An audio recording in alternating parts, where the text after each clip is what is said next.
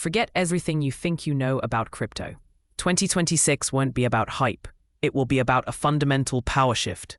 Today, I reveal the 3 definitive predictions that will separate the winners from the spectators. Let's be blunt. The market has purged the weak. Countless altcoins are down 90% or more. The noise is deafening, and following old narratives is a guaranteed path to loss. The era of blind speculation is over.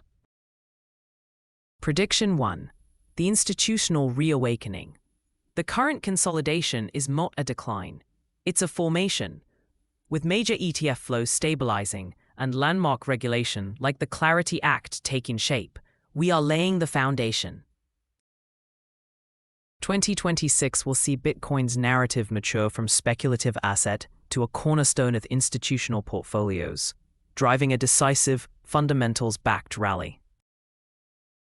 Prediction 2. The Great Fundamentals Filter. The market will undergo a ruthless selection. Forget memes and promises. Valuation will be dictated by tangible metrics, real user bases, sustainable treasury revenue, and proven utility. Projects without substance will vanish. This is the market growing up. Prediction 3. The new vertical breakout.